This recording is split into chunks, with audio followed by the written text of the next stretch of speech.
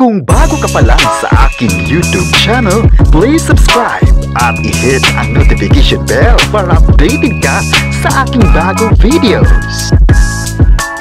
Bella Padilla, aabangan na ng mga kapamilya. Pipirma na kaya sa Star Magic? Ang buong kwento, alamin!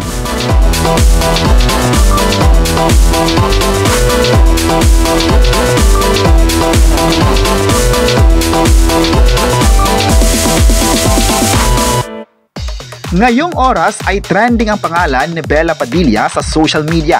Ito ay patungkol sa isang teaser kung saan pipirma di umano siya sa Star Magic, ang talent management arm ng ABS-CBN. Tanong tuloy agad ng mga netizens, iiwan na kaya niya ang Viva?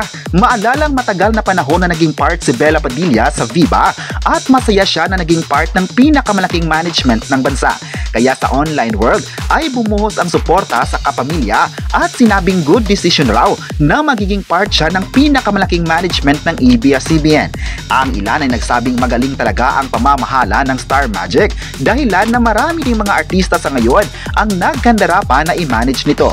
May mga fans ngayon ng kapamilya ang umaasang mapapanood pa ang actress na ito sa mga shows ng ABS-CBN dahil noon pa ay naging part na siya ng mga sikat na series ng bansa.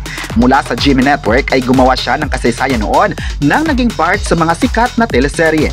Ilan sa mga kapamilya series na kanyang ginawa ay ang FPG's Ang Probinsyano na malaki din ang kanyang pasasalamat. May nagsabi naman na magandang move ito kung pipirma ang actress na ito sa bagong management para mas mabibigyan pa siya ng mga proyektong deserve talaga para sa kanya.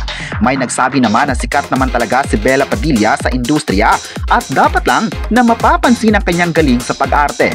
Nakita kasi ng mga fans ang kanyang husay sa acting at dahilan na nagkaroon din siya ng mga awards sa bansa at napatunayan niya ang kanyang sarili bilang versatile actress. At sa pananatili niya sa showbiz ay mas lalo siyang minahal ng mga tao dahil nakita nila ang pag-grow pa niya sa mga karakter na kanyang ginawa, lalong-lalo na sa ABS-CBN. Excited naman ang lahat kung ano pa ang gagawin niya sa bakura ng ABS-CBN.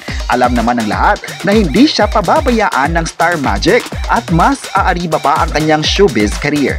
May nagsabi naman na grabe na talaga ang kasikatan ni Bella Padilla dahil sunod-sunod na ang kanyang mga proyekto. Maalalang tinanggihan muna niya ang bagong serye ng ABS-CBN na What Lies Beneath dahil nga ay may nakalinya pa siyang 2 films. Ganito kabisi ang actress na ito kaya deserve niya ang mga nakuhang mga blessings sa buhay. May nagsabi naman na sa pagiging part ng Star Magic ay sana maraming mga proyektong ilalatag pa sa actress na ito. Kayo, ano ang masabi nyo na pipirma di umano si Bella Padilla sa Star Magic? I-comment na kung masaya ba kayo sa kanya at huwag kalimutang i-subscribe ang ating YouTube channel.